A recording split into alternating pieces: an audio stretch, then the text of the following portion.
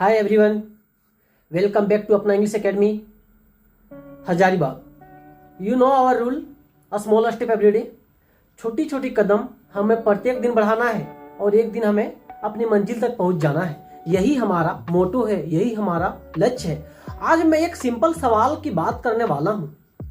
कई स्टूडेंट्स हमें कहते हैं, सर मैं अंग्रेजी समझ लेता हूं लेकिन बोल नहीं पाता।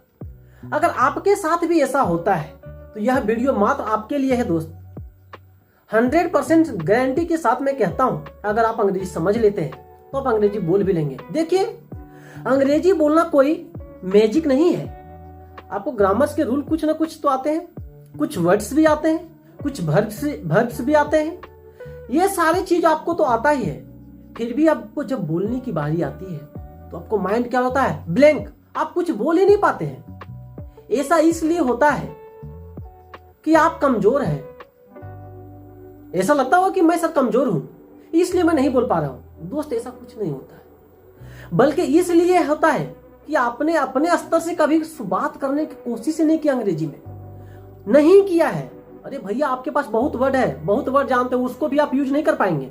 अरे गो मतलब जानते, जाना, गो मतलब ये यूज नहीं कर पाएंगे। चलिए एक हम कहानी बताते हैं। जब आप साइकिल चलाना सीखते हैं तो फर्स्ट डे ही परफेक्ट हो जाता है, फर्स्ट डे ही चलाने सीख जाते हैं? नहीं, आप गिरते हैं, लोग आप पर हंसता है, लेकिन आप क्या होते हैं, एक दिन सीख जाते हैं। चलाते हैं, गिरते हैं, फिर सीखते हैं। अंग्रेजी आप सोचते हैं कि एक ही दिन हम अंग्रेजी धड़ाधड़ बोलेंगे, I am going to market, this is the my, ऐसा लगता है, लेकिन ऐसा नहीं होता भैया। आप पहले गिरिए, गलती बोलिए, गलती कीजिए, फिर सीखिए।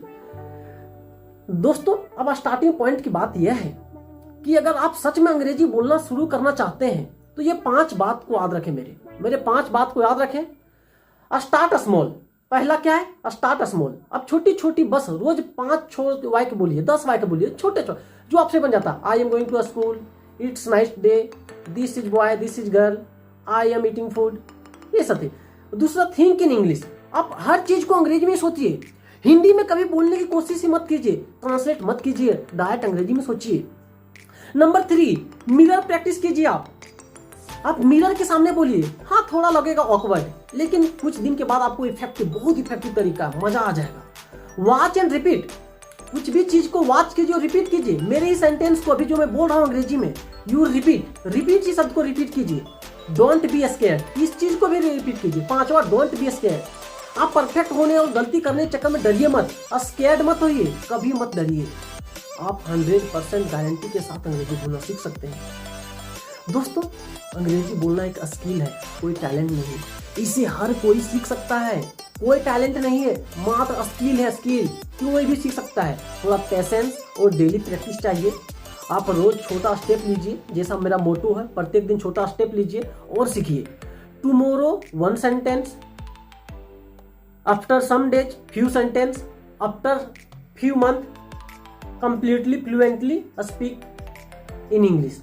कुछ दिन के बाद आप क्या करेंगे? पूरा फ्लुएंटली इंग्लिश बोलेंगे। कल एक सेंटेंस बोलिए, परसों कुछ सेंटेंस बोलिए, उसके बाद पूरा फ्लुएंटली इंग्लिश बोलिए।